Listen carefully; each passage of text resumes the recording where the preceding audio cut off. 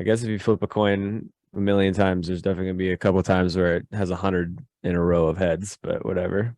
It's like the roulette table where if you ever go to a casino, it'll say like the black Yeah. landed 5 times in a row. The odds of it happening again are like 1 in a million, even though Yep. it's technically still 50-50. Hmm. Yeah. How did you do, Alex, this week so far? So far, I'm red. Dude, I'm my P&L, I've never been this volatile. Like even when I started trading or like even when I started doing this new momentum strategy, like I was never this inconsistent. Like Monday, max loss. Tuesday, like $1,000 profit. Yesterday, $1,200 loss. Oh You know, it's no. like boom, boom, boom, and every day has been like that. Today, I'm up like 200, but this is my anomaly. Like last week was also like 800 green, 800 red, 800 green. I was like, it's How been fun. how is that like sitting with you? Is that tough to deal with? Or are you just like shrugging it off like it'll change?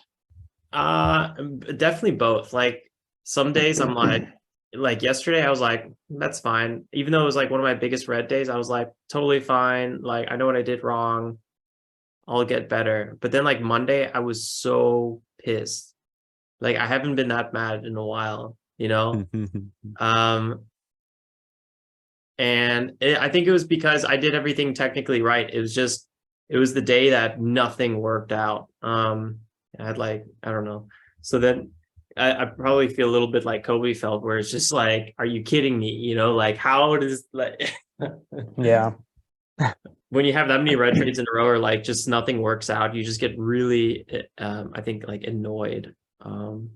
At least that's how I felt. I was really annoyed Monday. Yeah. I'm really annoyed on like the fact, like, how can a strategy that I've been looking at for so long have a 70% win rate and I lose 8 times in a row? That doesn't make any sense.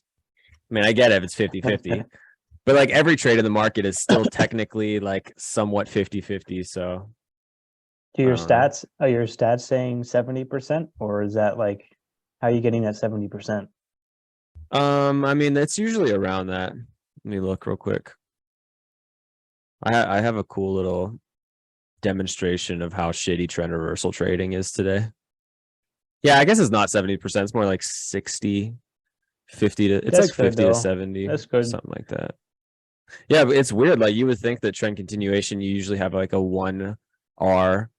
Dude, for the last like 3 days, it's been fucking Yeah. nuts. Then I was almost about to trade coin. There was a perfect setup I could show you guys if you want when I speak, but everything was there and I missed my entry by like a couple cents, which was annoying because it was one of those, the setup came to me. I wasn't even looking for it. And I was like, wow, that's a perfect setup. But then I didn't get aggressive enough. And then it ran so hard. It was like when the SPY went back above VWAP sometime at like 1010 or something, and then it just kept trending. Coin and many other large caps were just, they just did like a huge rip, you know, like 5, 6, 7%, which is crazy for large caps. And I could have gotten in the beginning of that, and then I didn't feel like chasing. But yeah, if there's a good setup, you got to get aggressive. You know, that's not the time to try to save 1 or 2 cents. Yeah. Frustrating. Let's see if Toby's gonna pop up here. Toby. Oh, wait, your mic's off. Yeah, unfortunately, I had a bunch of losses in the pre-market, so it was a smaller green day. Yeah. Smaller green day. That's like 5x my monthly profits. There we go. Toby, what we do like every week is we'll just get on a call. Usually we do it Friday, and then we just kind of like talk about our biggest lessons, our biggest learnings, and you know, see what we can, I guess, learn from each other. Even though we all somewhat trade a little bit different. Colby, for example, does primarily options, sometimes futures, mostly on the SPY. You know, Tom, he's like more scalpy, quick trading, and then obviously my stuff. It's just kind of interesting to pick and cherry pick all the lessons from everyone's strategy. So we just kind of keep it really open, see what we learn, and then we just post it on TradeJournal. But very, very simple podcast at the moment, but we hope to keep growing it. I guess a little bit about Toby for Tom and Colby. You guys have really similar names when I think about it. Colby, Toby. I don't know, maybe not. When did we start working together, Toby? You joined the community. What was that? Like we started talking more. We got on a call like last Like year, almost this spring or time. something. Yeah. But you're also in the community like for at least 2 years then already, or just No, I joined the community probably like March or something. March in 2020? 22. I 20, oh yeah. downloaded TradeJournal and used TradeJournal, but I didn't join Discord until maybe February, March. Oh wow. Okay. Yeah, I'm actually meant to say 2021, but yeah, okay, so 2022. So you came right in. Gotcha. All right, that puts a little bit more perspective because I remember we were talking around that time, like in March, but for some reason I remembered you saying you were in there for a while longer. But I guess it was you were using the application, the Google Sheets. Sweet. You have a pretty crazy journey. Do you want to share a little bit of it? I want to hear it. Yeah, I'm now living in Thailand. I guess I'm semi-retired. Hopefully I can keep trading well and pay for my bills, but I really don't want to go back and do a normal job. I'm pretty tired of it. I was a ski coach. I was the head Olympic ski coach for the Korean ski team for the 2018 Winter Olympics, and then I was Wow. also the head coach for the Chinese ski team for the 2002 Winter Olympics. I was myself grew up in Vail, Colorado, and I was a U.S. ski team member myself, and competed in the 2006 Winter Olympics in Torino, Italy, and won a bronze medal in the freestyle skiing moguls event. Wow, Crazy. Hold up. Holy that's hell. awesome. That's ridiculous. That's That's amazing. Holy crap. Dude, Vail's like my favorite place in the whole world. That's so cool you grew up there. Yeah, it's an interesting place to grow up. I love it. You know, it's changed a lot since I was a kid, but it's definitely home. Yeah. Going a little deeper, I was adopted when I was 3 years old. I was born in South Korea and grew up, and then was adopted by my parents in the US in Colorado and Vail, and grew up in Vail and they raised me, and it was been an interesting journey. Right out of high school, I made the US ski team and kind of studied and went to university while competing, and by 2006 I was able to hit a medal, and then I retired from skiing because it was speeding up my body too much and didn't want to keep doing that. Mhm. Yeah. When did you start trading?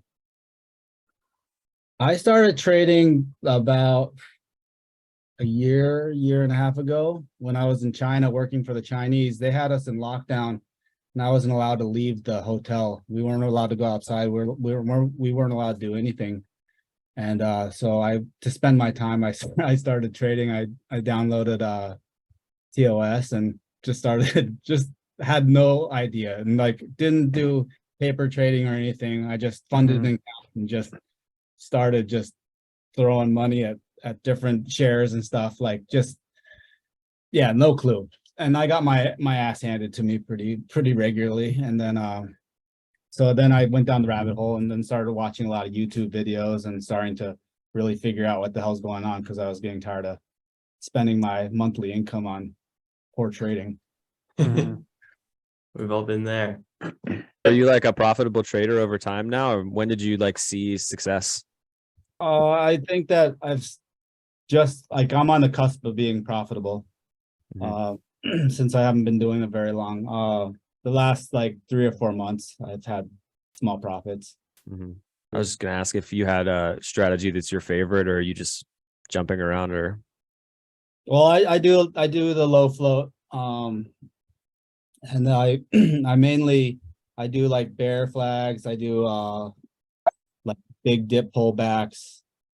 I used to do continuation, but those have been very difficult lately. I try to, I just follow momentum basically, and just I'm really I think my best strategy is the micro pullbacks. When something's moving quickly, I can hop in on a pullback and then catch a little ride and then get out. Like the classic 5-minute kind of breakout, 1-minute pullback, kind of ride the 90-day trend, or Not even like a 5-second pullback or okay, so more like the big. way Tom does it, like the micro.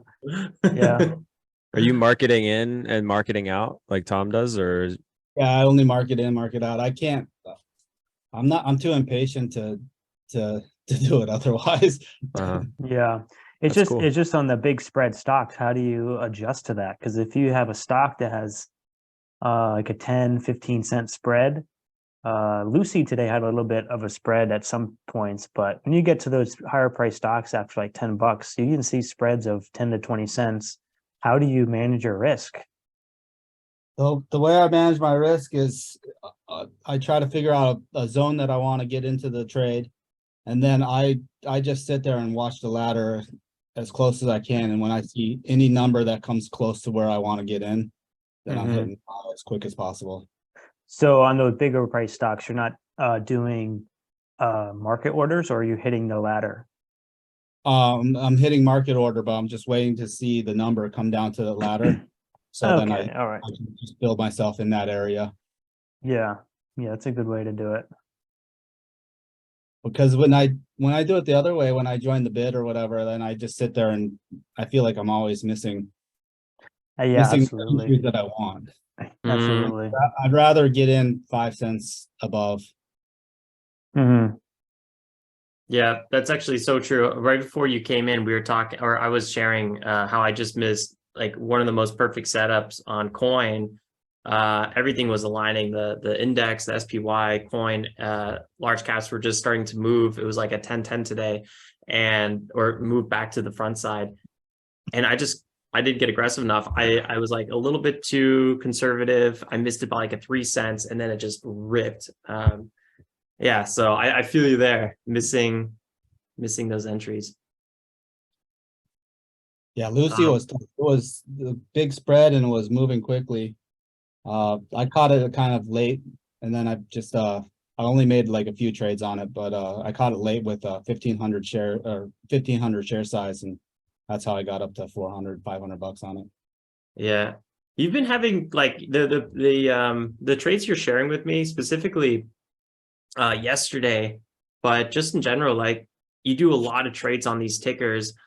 I would love if you could share kind of what your thought process is on some of these situations, even like yesterday, because that running P&L just blew my mind when you shared it with me.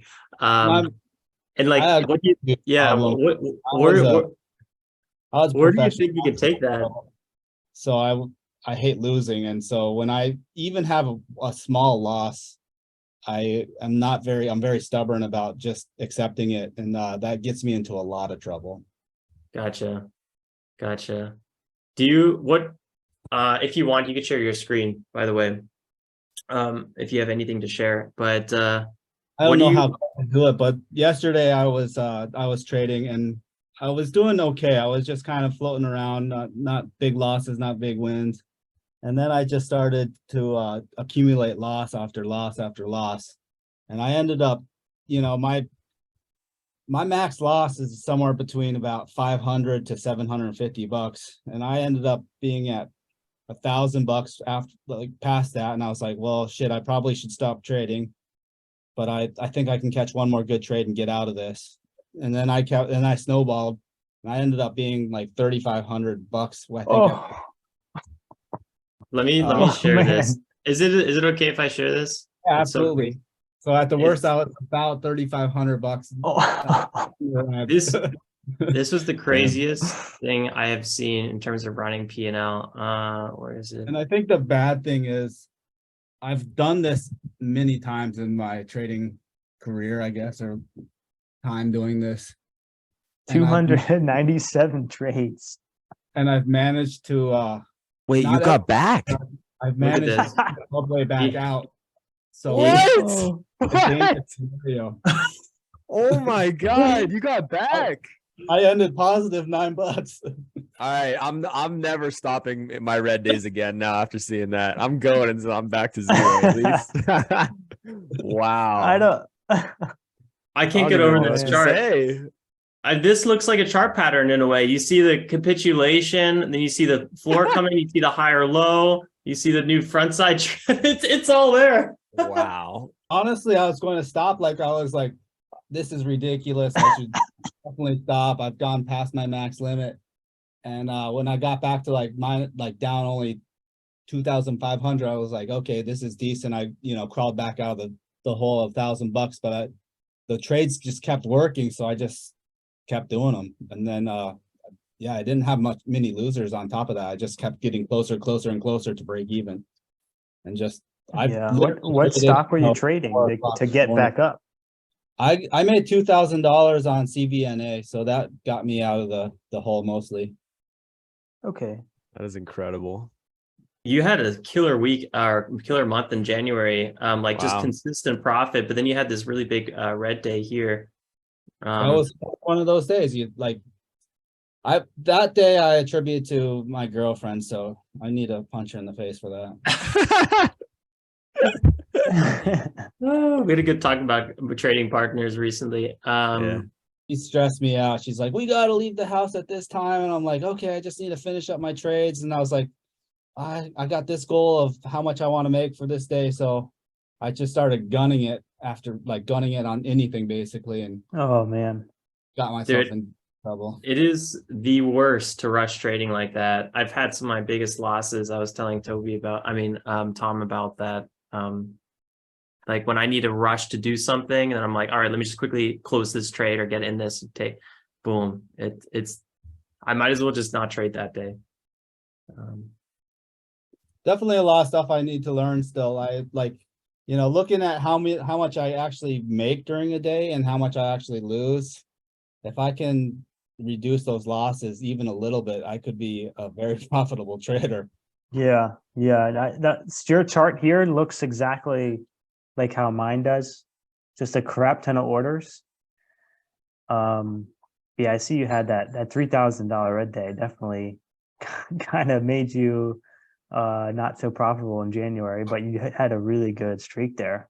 I was still profitable like by like 1,700 bucks or something. Oh, really? Wow. Oh, nice. But it must be in the wrong one. It would have been a lot more. I think you missed some trades here on this one. If I click on January, we're missing something. But what do you think is how are you going to address this issue with having these occasional massive red days or having, doing 200 plus trades a day? Is that for you fine? Do you want to continue doing that or where do you want to take that? No, I don't like it. Staying up until here would be 4 o'clock in the morning trading is nuts. I want to take fewer trades. It's kind of my weakness though right now. When I get red, then I just keep trading until I hopefully get back to break even or have profit. Right. Yeah, because there's that $3,000 dip, and I'm almost doing the exact opposite right now. Where Colby was, I'll talk about this in a little bit. He was like, two red trades in a row. Then I basically stopped out, and I was trying to implement something similar, but it's. Because with trading, and I've been talking about this a lot on these calls, is like you have to limit your downside, but you don't want to limit your upside. So there has to be some sort of way to avoid these really big flushes. If it's a max loss on a day, if it's stopping after multiple trades or something like that. Well, the good thing is they're fewer and further between each time I do it. I would happen a little more often, not quite as big, but would be a little bit. I would do it a little more often, 3 or 4 times, 5 times in a month. But now they're starting to disappear. That was, it happened already now in February, first day of the month, and then it happened in January. But that's only the 2 times in the last 2 months. Yeah, it does seem like it's cleaning up there. And you kind of seem like you're bottoming out here a little bit. Now, this is just one portfolio, so I don't know if you have more where you document other trades. But yeah, you could be going in the right direction. You're not down that much. So because you've been having some really, really good trades lately that I feel like just a couple months ago you weren't really doing, or just like you'll have like a really green month, but like you said, you'll have these accidents. So that's Yeah, what. I need to learn my lesson and just, take the hit and be down. Even if I do my max loss at 1,000, I would have made a hell of a lot more last month than Yeah. losing 1,000. Also to add is not only the max loss, but you had to know when you're triggered, what's going to trigger you. For me, it's a lot of it is going from green to red on the day or losing my profit on the day. If I was at my daily goals, definitely my two triggers. Usually after that, I'm either sized way, way, way down, or most of the time it's not even worth it to size down and keep trading. Most of the time, just come back tomorrow. Yeah, that's a very valid point. Mm, I did a lot of like sports psychology when I was an athlete, so I feel like even almost on a negative side, like even when I get triggered, I can get back into a good space. And that's why I can crawl out of like these huge dips sometimes. But yeah, it's yeah, impressive. I need to find a better balance. It seems Yeah. like you trend a lot, like in your P&L, like you really are good at getting in a groove and just staying there.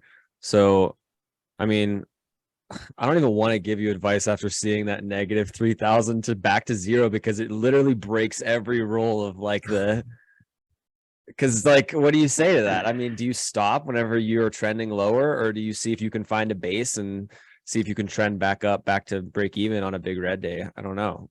The last time in January when I had a $3,000 negative day, I'm okay with it because I could cover it for what I made in the month, so it wasn't pissing me off too much.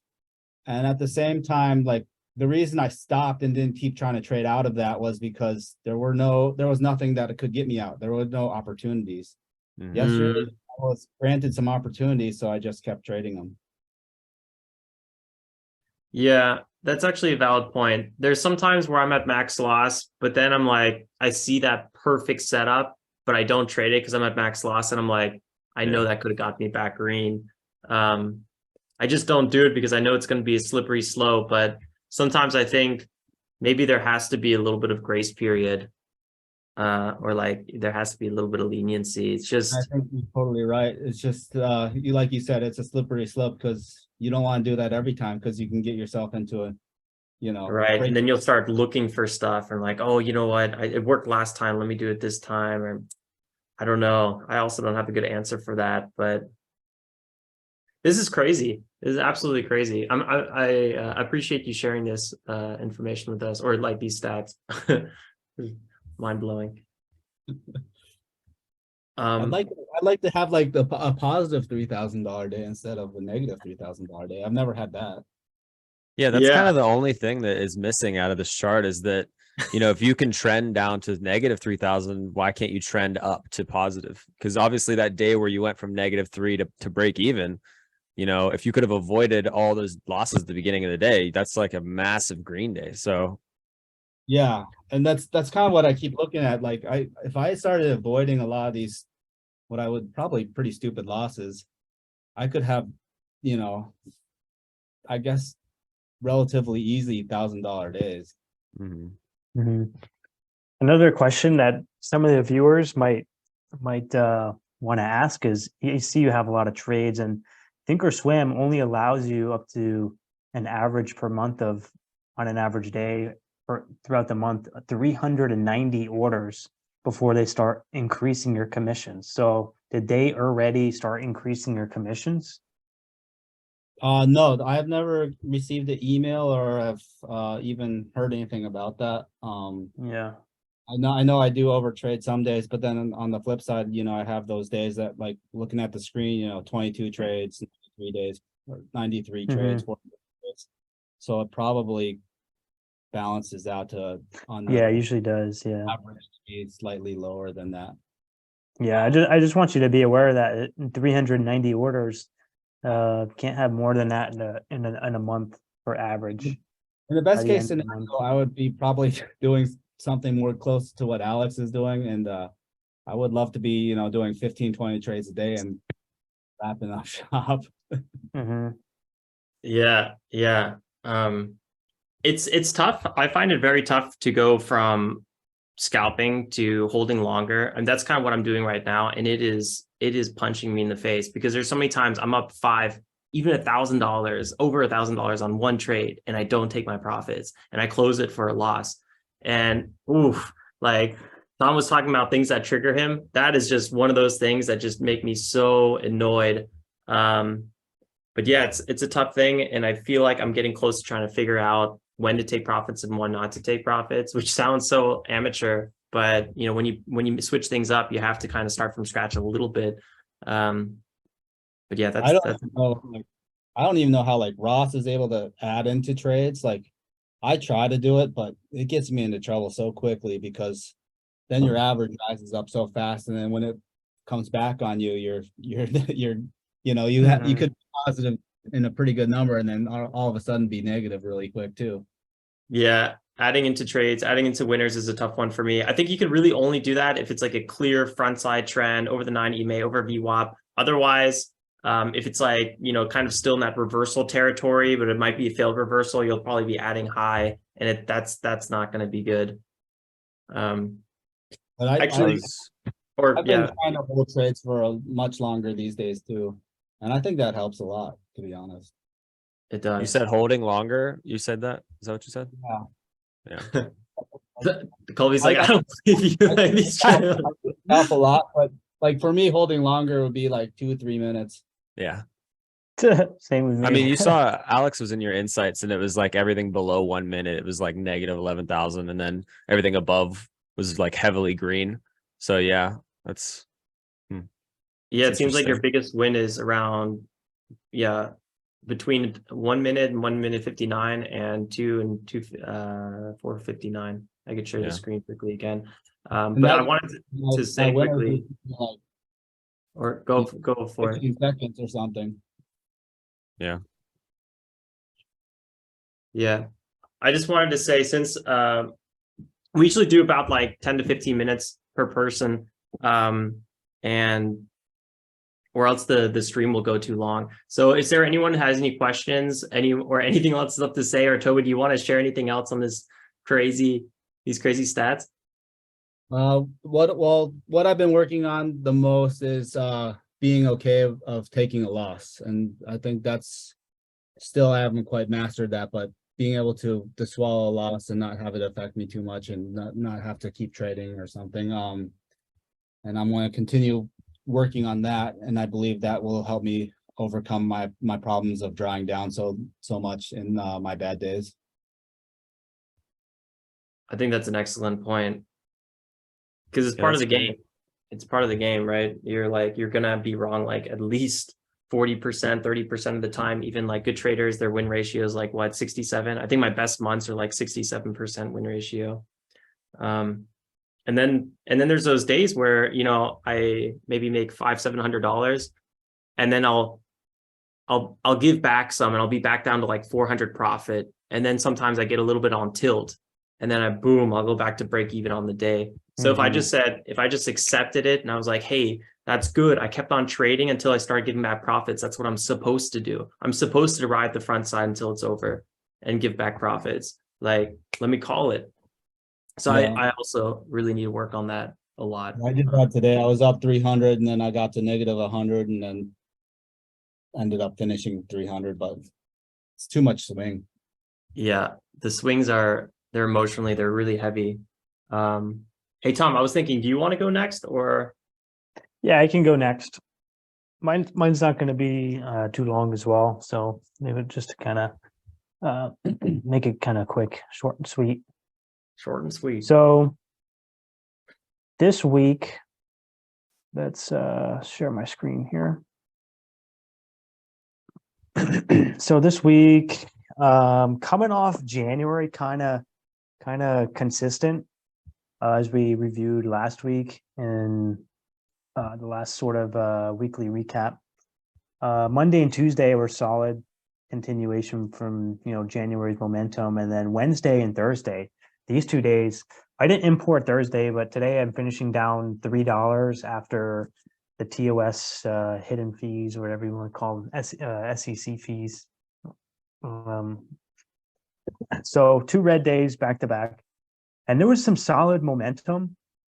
The main thing is on this day, like, there was some solid momentum, but I got caught in a flash down on EBET on the backside of the move.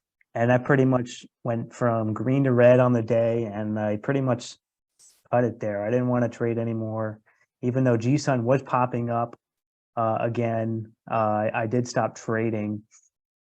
But, I started to get into a little bit of a mental space after today, because today I had that same thing. I was green and I turned red.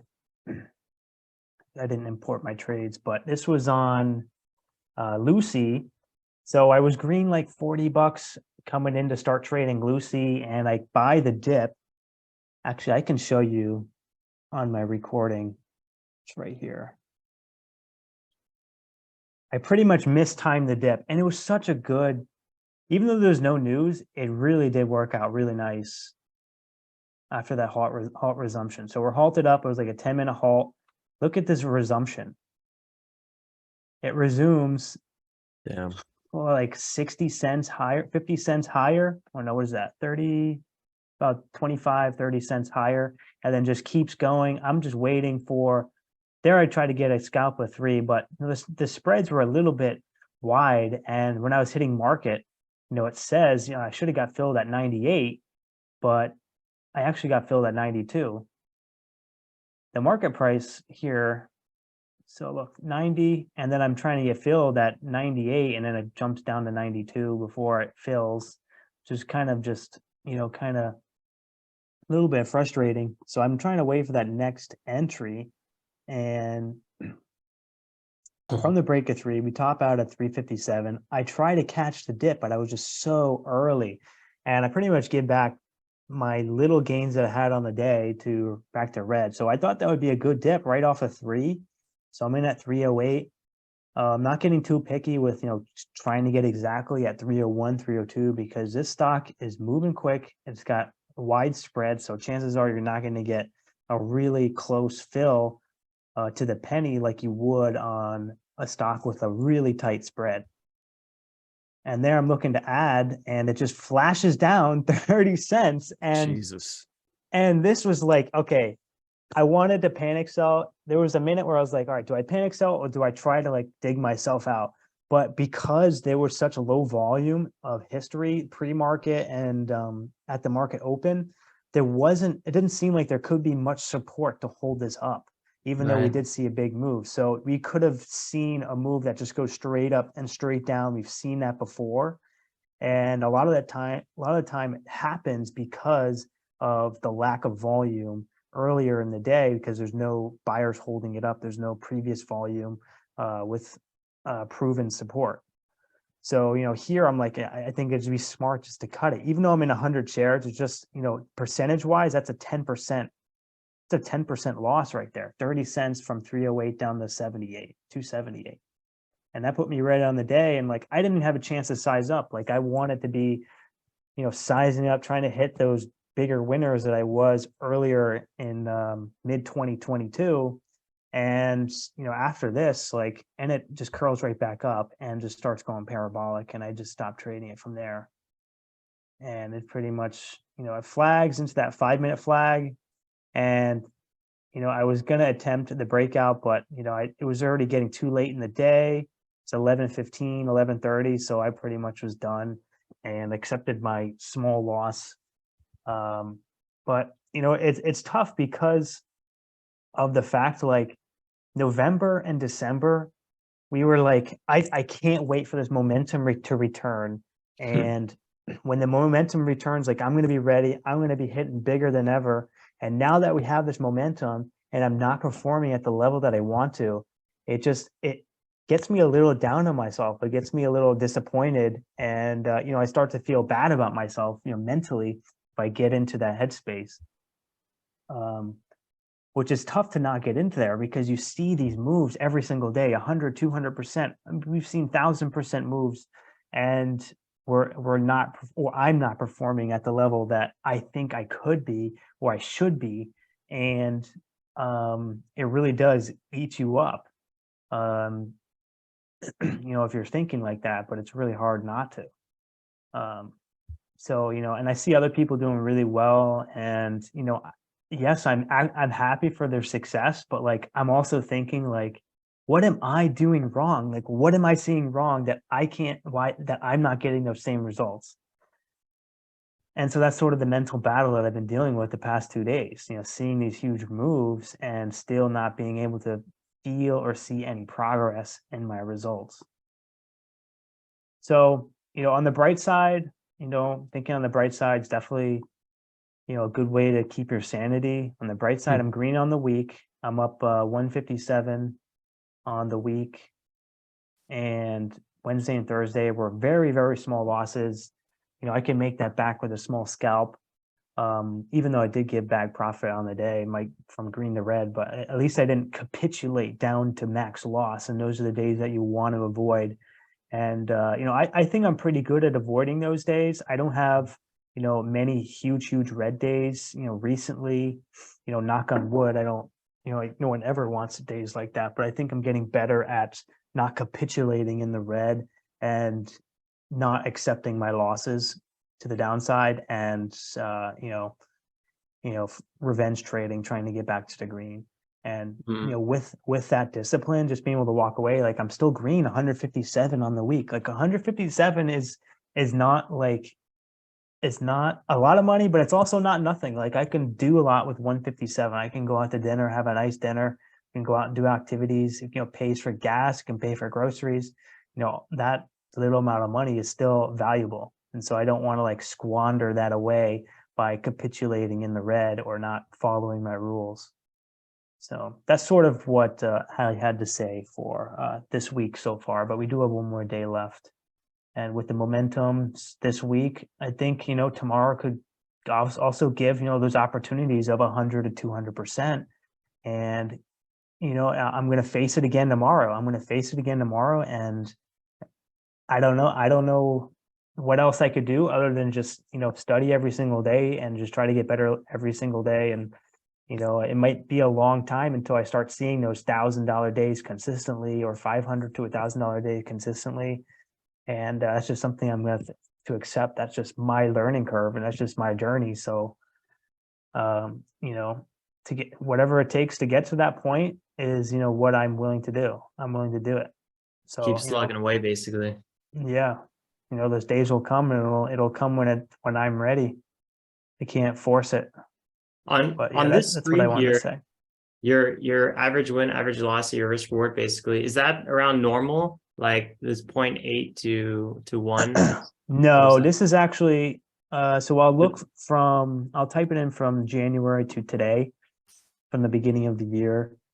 It's actually a little bit positive. Well, no, percentage wise, it's actually 1-to-1 or slightly negative, but number wise, it's actually positive, so which has been the trend of my strategy, just developing my strategy over the past year. Earlier in 2022, my accuracy was 65%, around 65%, but I had a negative risk reward. And now it's starting to shift a little bit. And I think that's just coming from slight micro adjustments in my strategy of just being able to read the tape a little bit better, read level 2 a little bit better, and cutting those losses before they, stop me out for 5% loss or 10% loss. Yeah, like that largest losing trade in the last 2 months or so. Yeah, I got a few of those. That's cool. I like to see the progression on, you and Toby. It's because I know Toby's, I know if you scroll back at Toby's calendar view, I bet there's a bunch of those like negative max loss days. Like I've been in that same boat where, trade well for 20 days of the month and one single day, goodbye, everything. And I've done that so many times, and it's cool. Just like over time, you slowly get rid of those. And then same with you, Tom, you're kind of just like, you're still having really good consistent wins, but like you're just wondering like, why am I not hitting those $300, $500 days? But Yeah. I just want to say like, next time you guys see anyone that's like a professional in anything, just try to find out how long they've been doing that thing. Because I've been finding that I heard this Rich Roll. I don't know if you guys ever heard of Rick Roll. I don't know if it's Rich Roll or Rich Roll, Yeah, I the think I've heard of podcast. him, yeah. And he was saying how there was this little clip where he was just saying, like, if you want to be a professional in anything, it takes a decade. It takes 10 years. So just sit back, like calm down. Like it's going to take a long time. Like I guarantee you, Toby, how long were you skiing before you went to the Olympics? Started when I was 3 years old. There you go. Yeah. So like no one goes to a professional level of anything. I don't care if it's a podcast professional. I don't care if it's trading, whatever. It takes about 10 years. So it's cool. Like Yeah. we're all kind of just going through that phase of just slow growth. But if we stick to it, I mean, $1 million years are inevitable after a decade. So Yeah, absolutely. Absolutely. Yeah, to limit, but to kind of go off of what you said, but having those days that you just wipe back, weeks of profit. After having done that back here early in, my career, wiping out 6 months of profit in one day. I learned my lesson for sure. And it actually feels good, when you go through, a couple of days of losing days and knowing that you can make that back within one trade. And just seeing your P&L just kind of hovering always at your all-time highs is actually really rewarding, especially when, in the past you'd be digging yourself out of a hole and wasting those valuable days of momentum, making back losses instead of adding profits. Yeah. But yeah, that's kind of kind of how I've been so consistent the past year, is just keeping those losses like really tight. Like you don't really see any huge, flashes down that are too deep. But then again, you also don't see super parabolic moves in that P&L. But that obviously will come over time. That's pretty parabolic. I think the only thing was gonna keeping say you from too, continuing the parabolic move is sizing. Yeah. I could show you when you're done my Yeah. chart, although you've probably seen it a few times, but it's very similar to yours, and it kind of stopped going parabolic primarily because I stopped sizing.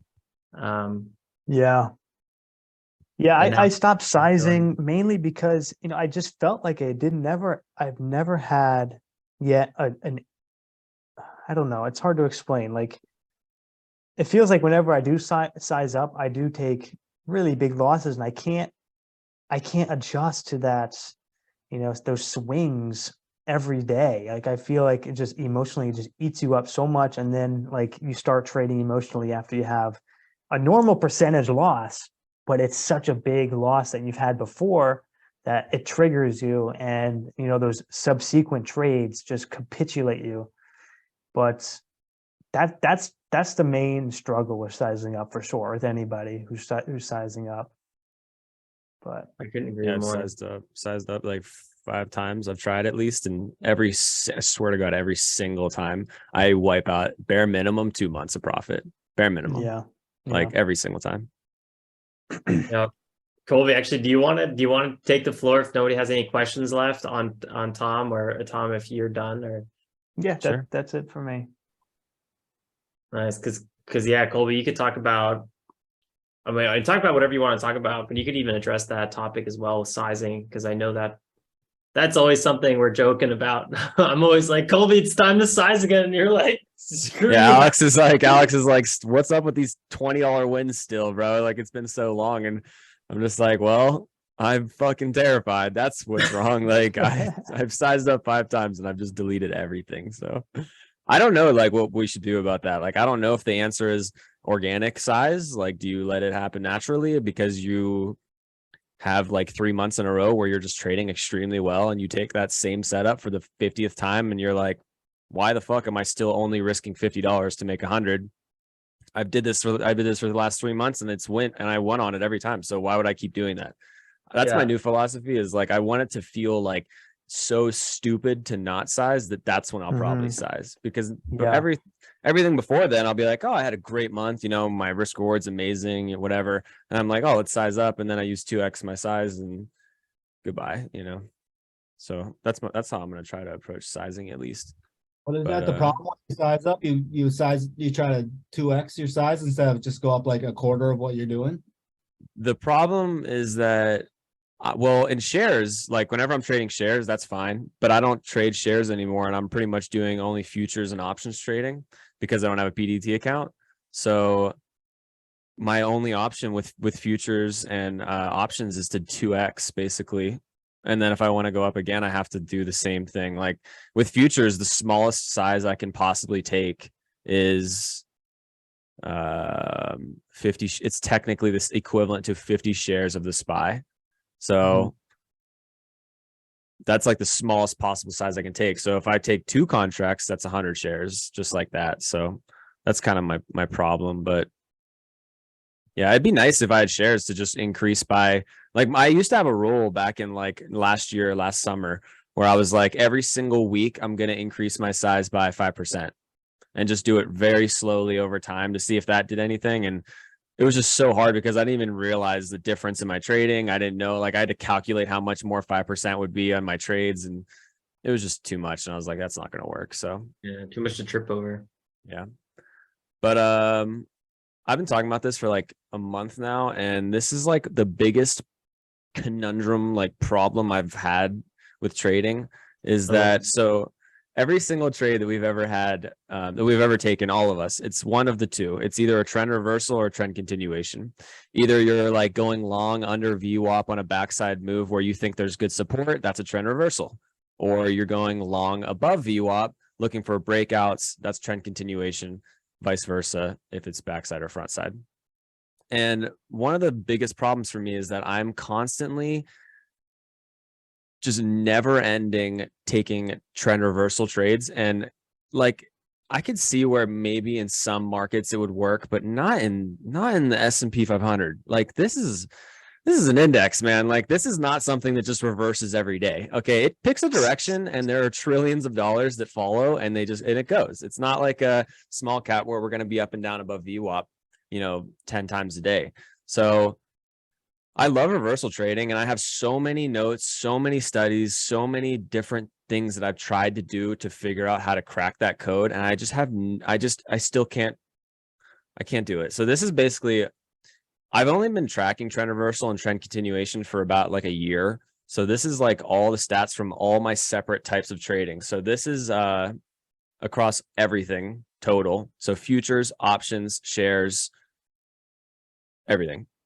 And you can see that obviously act with the pattern, like just trend reversal, trend continuation, or how are you? They're just every trade I have since about like a year ago. And it may only be like 7 or 8 months ago, but every single trade now, I used to have trades where it's like 5-minute bull flag breakout, 1 minute pullback, whatever, Yeah, or like all these different things. But then I found that like, what's the point of having all those if I only have like 2 to 3 examples of them every month? I'd rather try to group it all into like an encompassing idea and try to find like, what are the best ways to trade that idea? And I think that's also just like because of large caps, they're not very sporadic. They're kind of just consistent like that. So I think it's easier for me to just break it down into 2 options and that's it.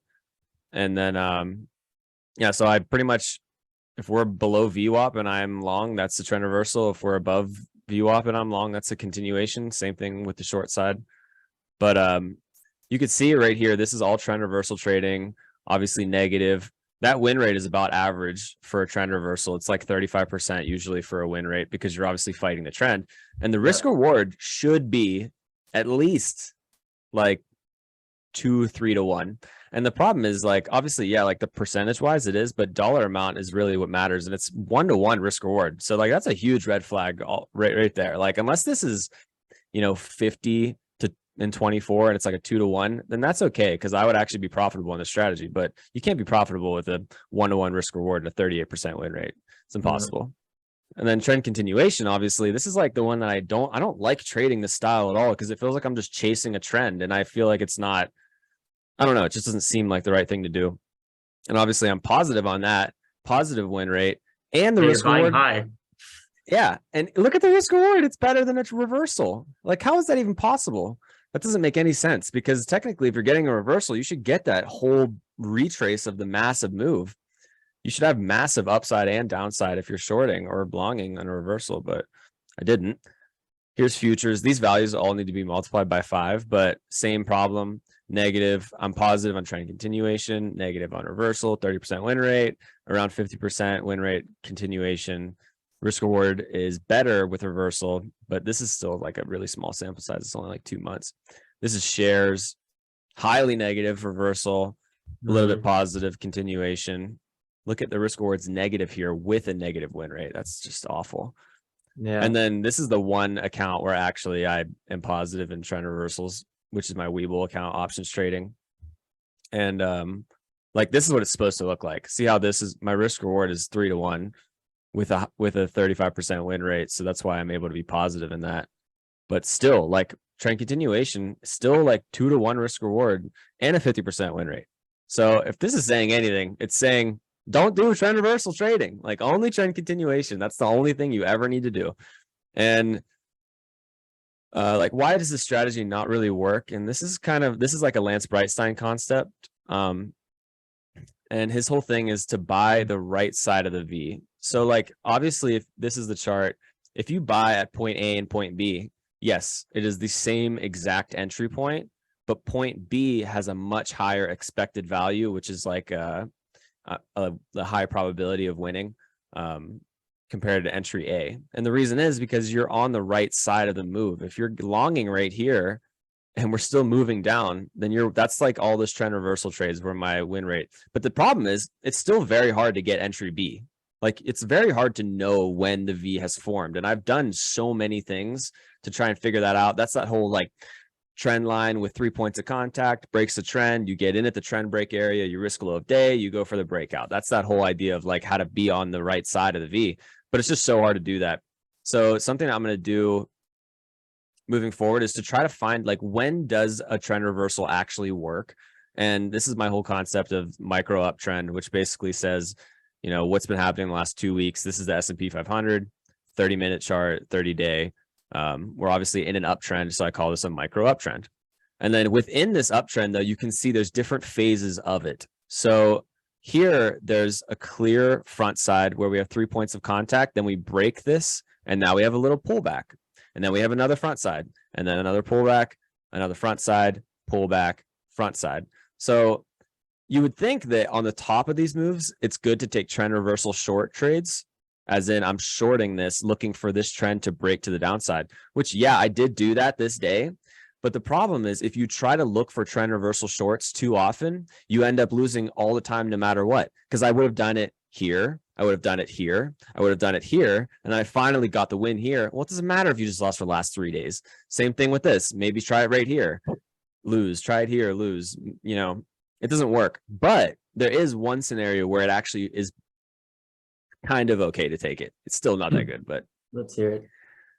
in these pullbacks, obviously, if the micro is still pushing to the upside, then the momentum is going to want to pull back the stock and then push it back to new highs. Higher, low, higher, high, higher, low, higher, high, higher, low, higher, high. So whenever we hit this trend down here, that's where trend reversal long trades are actually somewhat of a positive expected value. So obviously, like right here, we're in a pullback. We break this trend, we break out. That's a trend reversal long trade that you could take where you have 10 points of upside and you're risking maybe this low. So here's another one. Breaking the trend. Obviously, yeah, we broke it up here, but we touched the trend line down here and we're in a downtrend on the daily. So downtrend, downtrend, downtrend, reversal, long, boom, massive upside. Downtrend, downtrend, reversal, long, massive upside. So yeah, sometimes trend reversals will actually work, and that's like kind of the examples of when they would. And obviously, I have a couple examples in here, like how you would trade it. Obviously, like, you know, you have to get the whole setup and everything to go with it.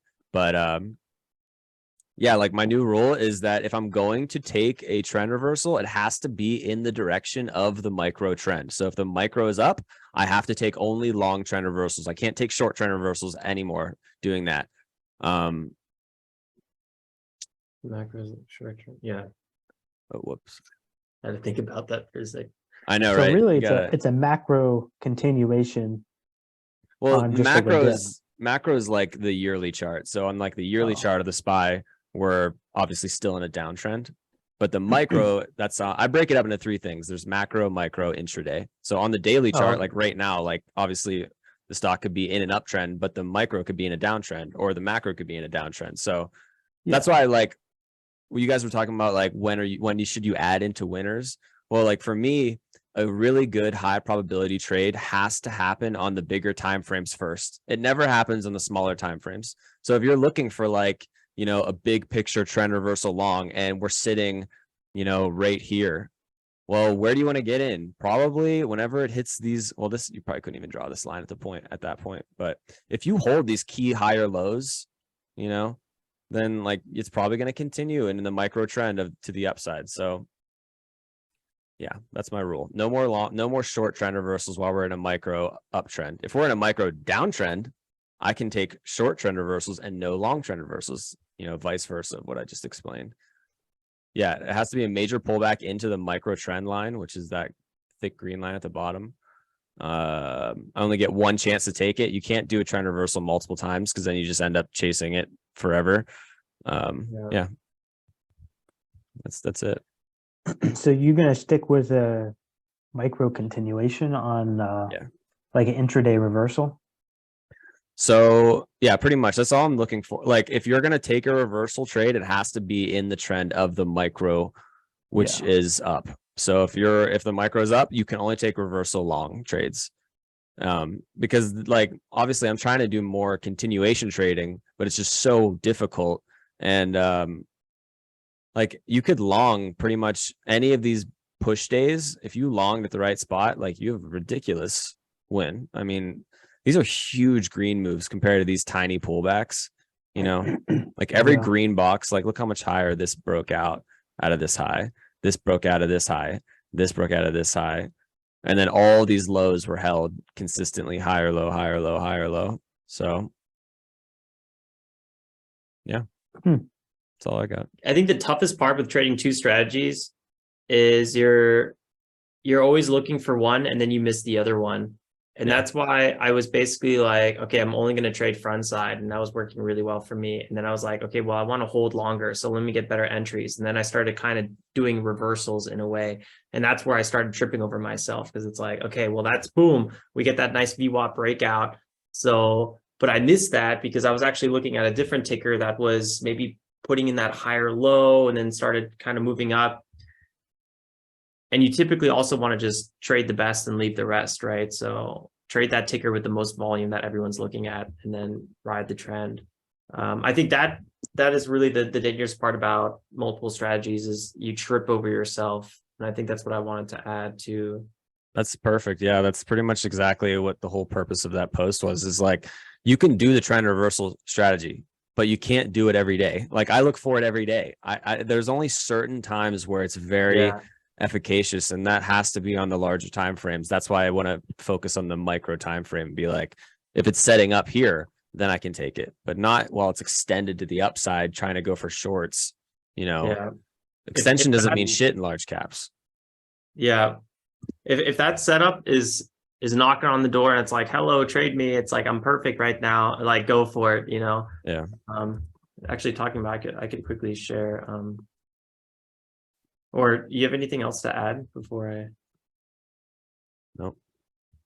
I gotta say your posts are always so detailed, they're so good. I love going through them. Yeah, I always wonder, like, this is legit hieroglyphics sometimes. Like I try to make them more and more simple, but it's just like, dude, I don't even know how to make it more simple. And then as I'm describing it, I'm like, wow, I'm that dude that everyone talks about where they're like, you know how whenever you start trading and you got like a million things going on, and I'm like not the dude who keeps it simple, and I'm like shit, I'm probably doing something wrong there. But you definitely did. Your old posts were like, they're also really well written, but it was a lot to digest. I think they're getting a lot more digestible, and it's like one clear thing sticks out a lot more than it used to, which is really good. Here, I'll show you what I mean by So again, I'm not oftentimes trading large caps, but when those setups come to me and it's perfect, and it's knocking on my door, just like on our last call on Friday, remember I was about to take that SPY trade, but I didn't. And it worked out. This was a very similar move where on the 5-minute, you can see right down here, we have a little bit of like I would almost call it like an inverse V after we break this neckline here at 71, comes back down. And then we pop right back up to the former highs and start kind of making a a bull flag. This is what I saw earlier today.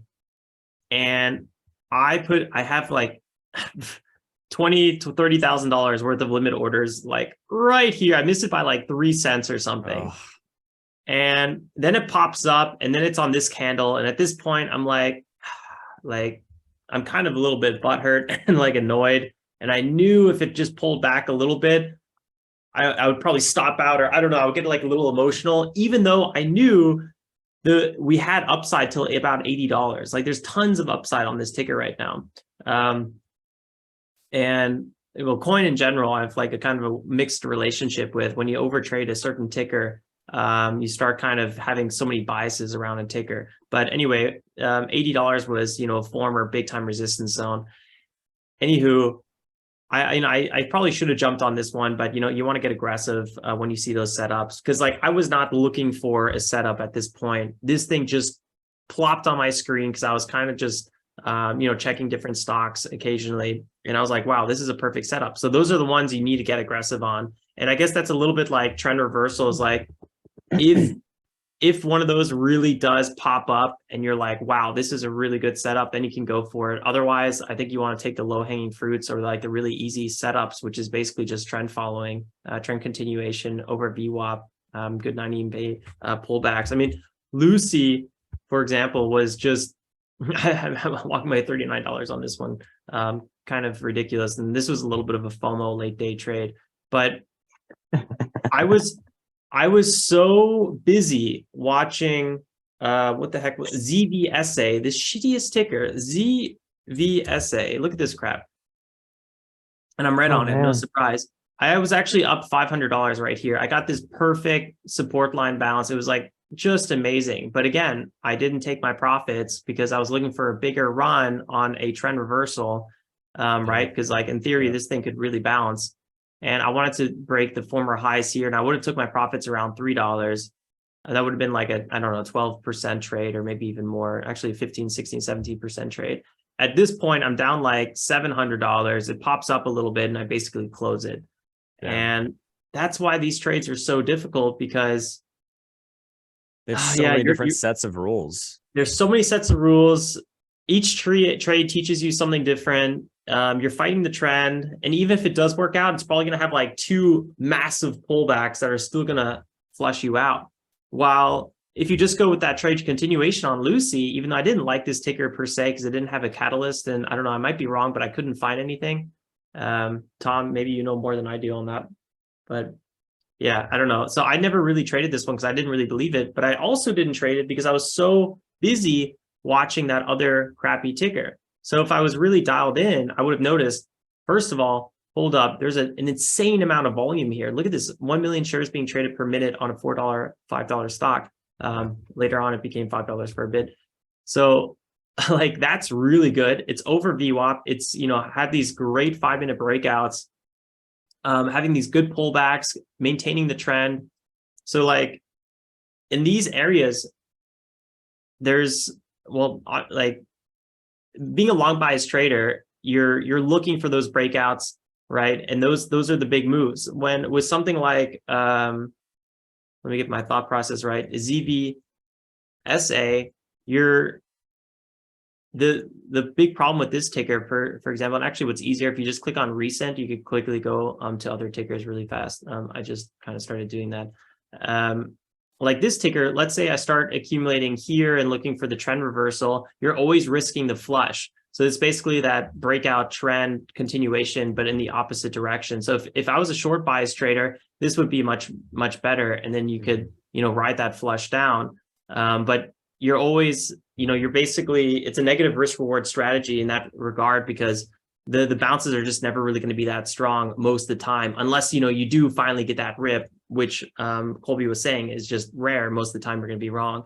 And that's where that strategy just really bites you in the butt. And I've been thinking about it so much as well, Colby, because of this holding longer thing. I'm trying to get entries a little bit sooner, which you can still do. Like if you notice this one above VWAP, this would have been an interesting time to trade it, but you know, volume was a little bit lighter at the time, but imagine you just held into this rip and you're up, you know, 80%. This would have been really tough to do, but it shows you the point. There's much more upside potential when you just follow the trend. You're basically buying high with the intent to sell higher. It's, you know, I know Ross says that all the time, and it makes a lot of sense in a way once you're in the game for a while. But there's a second part to this as well. Look, like we talked about before on Lucy, I could really size into this ticker with like $250,000 as like we start trading with bigger position size, right? And I can really make a lot of money. I mean, we're talking about like $1 million or something like that, you know, with a couple of these kind of trades over the course of a week or so, or a month or so, like on a really, really hot trading session. I'm speaking like theoretically in 3 years or so when we start sizing up a lot more. Now, ZVSA, just because I've seen other traders do, and this is basically what they're doing. Look at the volume on this ticker. How are you ever going to size up on this kind of stock? Even if you do nail these trend reversals, you know, even if you perfectly nail the trend reversal, there's only like 50,000 shares being traded. So it's not even that good to begin with. Because you like if you were trading $250,000, you'd be moving this whole entire stock. And that's a big red flag, that alone. There's another situation here, SNOA, which was a little bit more like a 4-hour trade. Actually, no, not SNOA. Which one am I read on? I'm read on this, no, APRN. So APRN was a 4-hour setup. And man, this trade really, I get so annoyed when I look at this one. I have so many trades lately that have been just freaking me out. So I wanted to trade this one for pretty obvious reasons, because we were holding a multi-day and we're starting to crawl up higher and higher and higher. So that was looking really, really good. And I basically bought this one looking for that trend reversal. And for some reason, I stopped out of this one because I was really annoyed with how I was trading today. And I was just like, oh, nothing's working. I'm just going to close this one too. The worst thing you could ever say, because that's usually the one that works. I don't know how long I would have held. I probably would have sold the move over VWAP. That was kind of my original goal. And then I would have probably tried to hold some into like 1-2 or so, because I didn't think it was going to move this high. I thought we were going to see maybe like, you know, these former highs getting hit down here on the 1 daily. But, you know, this is a bit more of like a 4-hour setup, a little bit different. And I just zoomed into it too much. I started trading the intraday. But yeah, this is where you could start playing with your rules a little bit too much when it comes to trend reversals. Like, oh, okay, well, you know, now it's kind of flagging out here a little bit. Maybe this is when I need to trade it. I don't know, like every one of these is just so different, and you can kind of drive yourself a little bit insane when trading trend reversals. And again, very light volume. Eventually, when it does break higher, volume does come in. So it's a very bullish thing to see. So you could argue, yeah, okay, you just have to wait till it does start trending higher. But I think these kind of situations, you can get yourself in kind of pretty sticky situations. That was Lucy, or no, yeah. So I don't know. I think just kind of going back to probably only trading the front side again, for me might be the way to go, even though I think just like Colby, like I also just wanted to figure this out again, but it's not working for me. It's really costing me a lot of time and energy. So very frustrating, I guess you can say. I just want to show my insights here as well, because Tom was kind of sharing it and talking about going exponential. And this is like all portfolios, which some of them are all over the place. But so I'll actually just go back to the day trading Momo, because it's quite consistent, because I some of these other ones I closed some big investments on and there was just like big losses. You can see how in the beginning this was also going pretty exponential, like boom, boom, boom, boom, boom. This is mainly because I was sizing more and more and I was just sticking to the same strategy. And then in 2021, things got a little bit harder. in the market, at least for me personally. I don't know what it was. Everything was less consistent. 2022 was similar. And then here you can see, well, there was a lot of things going on as well, even with my business and just everything. So I was a little bit distracted all over the place, but then I kind of started pivoting, trying to switch up, holding longer. And that's really where I plateaued a little bit here in the last few months. And that's been a little bit stressful. But I know we'll get out of it, or I'll get out of it, and we all get out of these slumps, and hopefully with some bigger learnings. And that's why I don't mind them so much. And I guess just to wrap this up here, so here's one of these trend reversals that work really well. And one thing that we started talking about originally was with Toby is how do you manage your risk? And here's an example from earlier this week where I'm over trading a little bit of the backside right here. And this gets me so on tilt and so emotional that in this area, I didn't think clearly. I missed the good front side move. And then I traded this one really, really high when we were extended. I got the flush. I traded like right around here at like 6.5. Yeah, I got stuck in the flush. This was a huge loss for me. And then I ended the day at max loss. While I was up 557 on it over here, trading the clear front side. And then, I was talking in the Discord, you guys probably remember, on the insiders, and I was just like, how do I avoid these constant, like, giving back all my profits, getting on tilt? And then Colby was saying, like, he was limiting himself to trading like twice or like 2 red trades in a row, and then he's basically out. And that's kind of what I did with MSGM. I took 2 red trades, like pre-market at like 7 or so.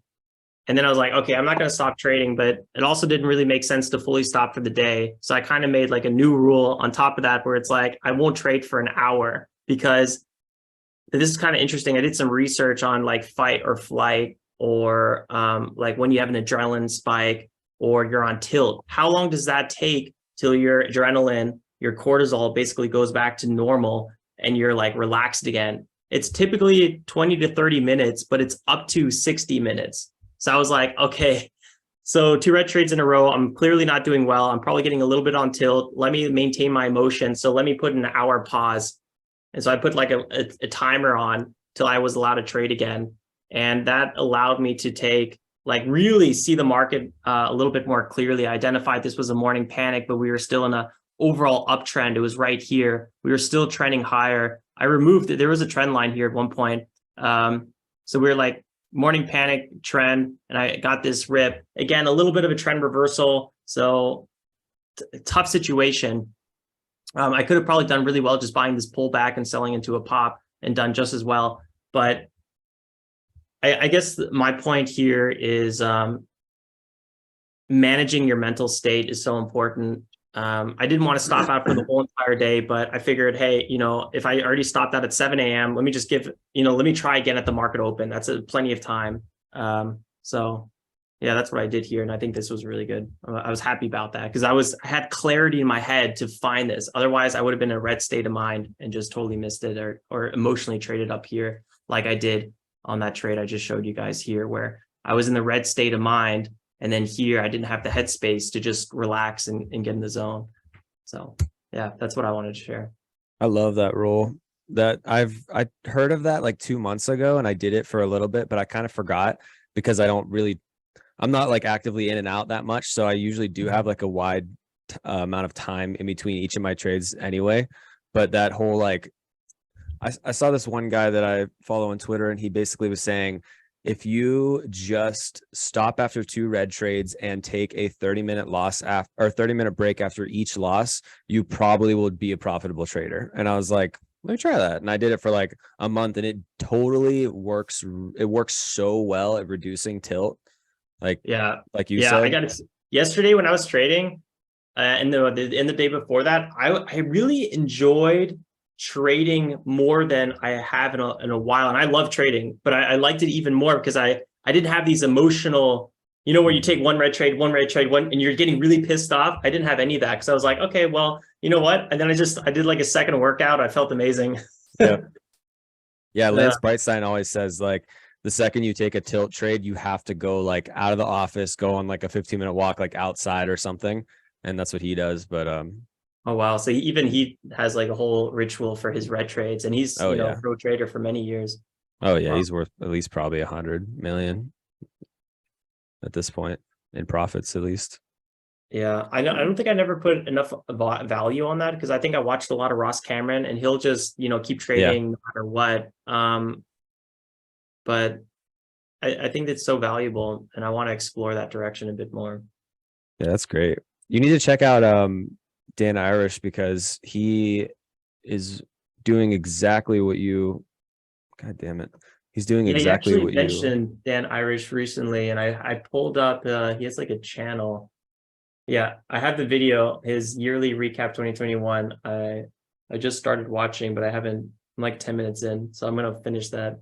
Yeah, like if you look at these trades real quick, he's just doing literally exactly your strategy, but he'll do like super illiquid stuff. But I mean, Oh, so you he's know, also trading the liquid stuff and waiting for the volume to come in.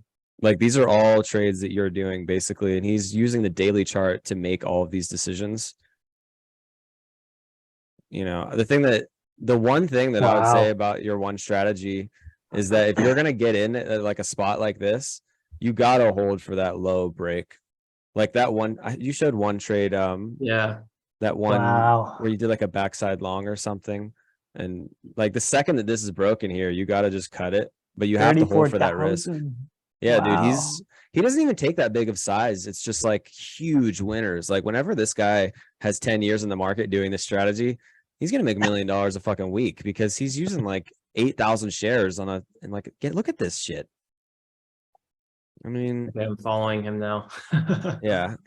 How do you take, like, I don't know, how does he take an entry? Like, how does he know when to take an entry? I'm sure it starts with, like, on a trade like this, has to start with the daily. Has to. Yeah. That's like the number one thing. Like And daily he has to, breakouts, daily support, and then once he sees it, has to be above moving averages.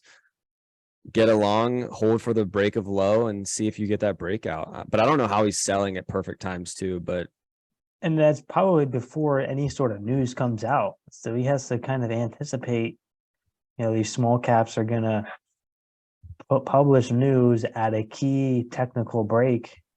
yeah, like see Which here, I don't Alex. know. Do companies know technical analysis to know, like, you know what, when we're coming right up to like a resistance level, let's publish this news so we get a nice breakout.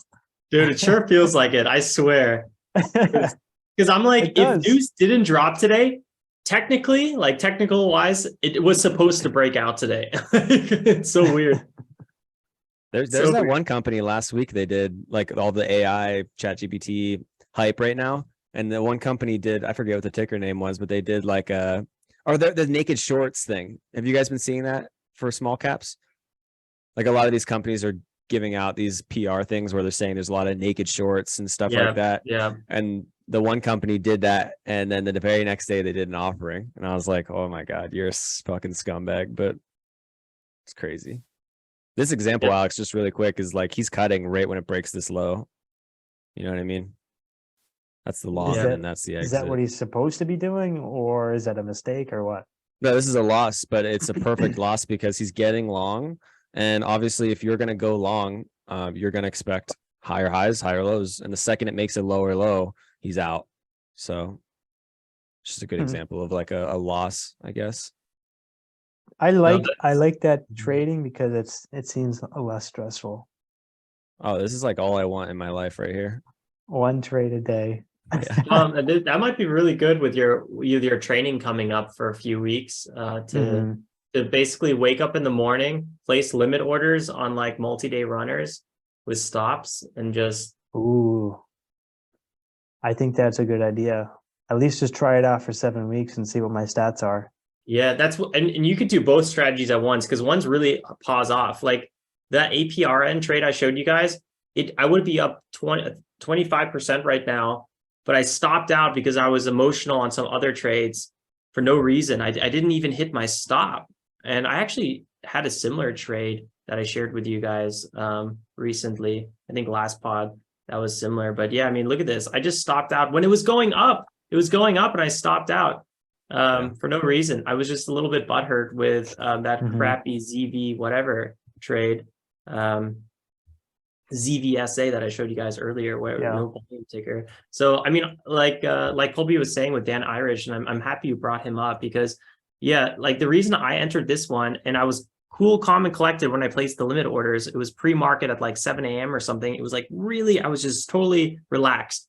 We had higher lows here on the daily, and we're basically pre-market somewhere in this area. We just held a little bit of a hammer candle here. We're crawling higher. Like everything is pointing in the right direction, that we're just going to continue this trend. And maybe we're going to, not have it all, big breakout, but we're probably going to retest this 120 zone, right?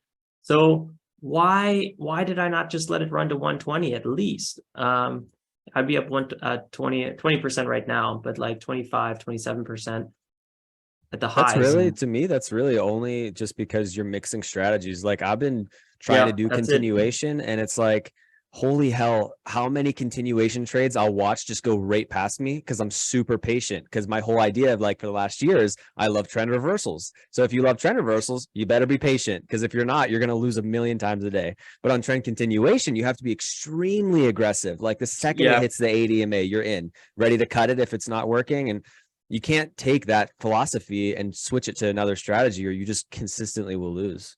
Yep, that's exactly what it is. That's exactly why I missed this setup right here, which was, in my eyes, picture perfect. But I was in the wrong state of mind. And here on the 5 minute, you can see it again. And like I said, I missed it by like a couple cents because I was too patient. Because if I was more patient on those trend reversals, it's usually a good thing. So I think I think I just need to stop doing trend reversals as well. I don't even know why I started doing them again. I was just trying to get better entries on my since I'm holding longer now. To me, you're not really doing reversals. You're kind of just looking for a continuation on the daily. So like at an intraday time frame, you are doing technically like reversals, but if it's making higher lows on the daily, then it doesn't matter, Yeah.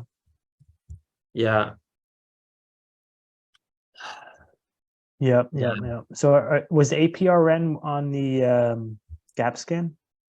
Actually, that's a great question. It was not on the gap scan, but it was something we traded a few weeks ago. And what I have right here is these are all limit orders on former gappers. And then if I move this up, I have a watch list called Top Gainers Former. And what I'll do is I'll just go through each of them on this chart. And then what I'll do is I'll probably move this one to like a 15-minute, and then this one to a 4-hour temporarily. And then for like, it goes pretty quick, like, 15 minutes or so, you just go through them. And then you're looking for those setups where the daily is, still in the uptrend. We're looking for support, and you just want to start accumulating. Like this one, for example, is a little bit sketchy because it found support, it popped up, and now it's selling off again. So I think removing my limit order on this one is actually a good idea. I'll just move it down because I can think about it later and I don't want to overreact, but like it technically did the bounce and it got rejected and now it's selling off again. So this one's not looking so good anymore. But with APRN, this is exactly how I found it. I was just going through it and I looked at the daily and I was like, hey, look, the daily's higher lows all up in here. And I looked at, pre-market, and I just put a limit order here because we had a breakout, and I put my limit order here. I got a perfect entry pretty much. I entered at 107 and 106. And that was just placing a limit order pre-market and looking away. And then in the middle of my trading today, I decided to overtrade and change everything. I had to stop here originally, and I was like, I'm just going to get stopped out anyway. Let me just close it now. This was a very perfect entry, a very emotional exit. Very frustrating, but you can only those trades are all like those trades are all so good. You just need to have that clear risk level. Like it's so hard to know where you're going to risk. Like you don't want to base risk off of like, oh, it didn't work out yet. Like, yeah, that's what I've done that a few times. I showed you guys a few trades where I actually closed a winning trade, but yeah, basically, well, here's the big breakout. You could see attempted breakouts. We broke out. Now it's support. Attempted breakouts. Now we broke out support. That's why I put my limit order here. So I could have put my stop, let's say, I don't know, somewhere around 1, maybe slightly below 1, because then they were still having a bit of a trend here. And I'll be risking, let's say, I don't know, 5% or so, 6% to make 22%, or let's say 15%, which is, we're talking like 1 to 2, 1 to 3, even 1 to 4 risk reward, depending on where your entry is and how long you're looking to hold. Like if you're looking to hold to this top or to this top or something. So yeah, it's a very hands-off strategy, but you don't want to overmanage, like Colby was saying. You just don't close it just because. On They those take kind a of long time. trades, I'll use bracket orders on those. Like I Yeah, said, it's an OCO order, do OCO, and then when one hits, it cancels the other one and you're out, and you don't even fucking know what happens. So Mhm. you set your you risk, wake up set the your next reward. day There you go. with a profit or a loss. Yep. So actually, I'll just show you guys one more trade because I'm in it right now. So SNOA is another example of a ticker I found doing exactly what I was talking about, just going through the scanners of former gappers. I always add the former gappers to this list. And this one pulled back, found support, popped up. I put my limit order here because it sold off here and popped up. And then I put a limit order pre-market right around in this area. I don't know why my orders aren't showing up. That's just classic TOS. So I had an entry somewhere here. We popped higher. So I'm looking for this one to probably go around to like 187. Otherwise, I'm going to stop I have a stop at 155. So yeah, I guess the other one would be somewhere in this, like we had a few VWAPs in this area. So that's kind of, maybe we can, break that, but I don't know if we would hold there. So somewhere in this area, I could link the orders in retrospect as well. Yeah. Does that make them OCO, or is that? Yeah, it makes it. Yeah. So if I have a stop here already and then I put a sell here, it automatically links it. This trade isn't like amazing. I had an entry at 65. My stop is at 55. So that's like a 5% risk. And potential 10% upside. It is actually pretty good, 1 to 2. And then I just let it ride. But if this does keep failing, see, this is where I'm already thinking about just closing. Dude, you better shut up, bro. I gotta shut up. Are you gonna take like the mindset of it's gonna stop me out, or it's gonna hit my profit target? I'm not doing anything else. I have to do. Yeah. I gotta let it do its thing because APRN, Blue Apron, if I just let it do its thing and I had my stop here and I had my OCO order here, I would have had, I don't know, 4,000 shares. It could have been like a $400-600 trade, depending where my stop was, and just doing absolutely nothing, just, quickly in the morning, just clicking through. So. Pull up GNS, because I know GNS was moving a couple days now. So I just want to see if that strategy would have worked. GNS is buck wild. So here's the 4-hour again down here. I have a limit order kind of chilling. I'm going to move it way down because this ticker is a bit untradeable. I feel like at this point, just the chance of an offering is, I feel like, exponential. But yeah, this is another setup, kind of flagging out another. So technically, if you're accumulating on the 4-hour, it could be something. I think this one's really nice because here you can see it sells off. And at this point, you're like, this is done. But when it pops back up here and kind of breaks that trend, and now you're basically back on a new front side and you're riding multiple time frames. So that looks pretty good. So this isn't like, you're not trend reversing because you're not like hoping, you're not buying low and hoping it pops higher. You're basically waiting for that confirmation that pop higher and then accumulating, and then it pops up 90%. Yeah, that would have been perfect right there. Yeah. It's really one of those strategies where you have to let the trades come to you. You can't force any one of these trades. And when you see the setup, you pretty much know. Maybe if you have known nothing about trading, you obviously won't. But if you've been in the game for probably even a year, you'll be like, oh, that's a good setup. Like that looks good. Yeah, I like this strategy. I think I'm definitely going to put together that watch list that you have with the top gainers. Are you just adding, or is there like a scanner? No, there's no scanner. I literally, at the end of the day or in the morning, if I forget, I'll be like, oh, okay, our top 3 gainers yesterday were GNS. And it's pretty easy to remember because I have this second screen here with basically all stocks I was looking at from the previous day. So I'll just go ahead and add, T and X to the list and everything else and just add it manually. So this might get a little bit long. So I guess when a ticker, like let's say, starts doing reverse splits and starts selling off more and more and more and more, and it just turns into an ugly ticker, then you could just take it off the list. I mean, that's Yeah, I or think else I'm going to you're implement that. I'm going to definitely start doing that. And I definitely want to see how the stats work out. And I'm definitely going to update that next time we do this weekly review. Oh See yeah, how it works out. that'd be cool. And then we could both talk about probably similar setups in that regard. So yeah, I nice. kind of But want to start I'm still doing going that to do my too. strategy though. All right, Like, Colby's on it too. Toby, now we're just missing you. Nice. I feel like hopefully my session's not going too long, but I guess we're kind of exploring stocks right now together. So wait, so let's say then there you have the the top gainer volume leader on the day, and are you still looking to hold longer on that stock if it's not something that's like a previous gapper that you have on your list? It's just the first day, gap from pre-market high volume, low flow. Are you going to scalp that, or are you going to look to hold that?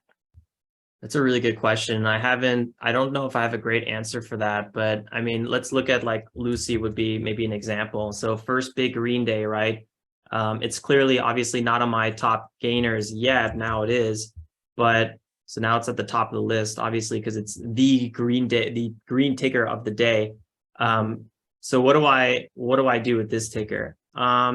Probably I would intraday trade this one, like my classic scalp front side strategy, make my money on it, get a feel for the ticker or lose on it. I don't know, whatever. But I don't know if I would just blindly start holding this one because we have so many tickers that pop up and then they fade all the way back even lower. Obviously not past zero, but you get the point. We see that a lot. So I feel like I only do these limit orders on multi-day runners that are starting to hold their highs, and I'm looking for that next leg up, or at least to trade the range like you saw on SNOA and APRN, where, okay, well, there's, we're having higher lows, but we already had that big spike up to $2. So maybe we can get that move at least back to 2 and make that 20-30%. I think holding those, Tom, you're muted. I was just saying, so you're looking after the stock fades after the first day, seeing if there's another setup. Is that what you're saying? Yeah. But I don't know what's the best answer. I'd say probably like a second red day that holds a key high or low level.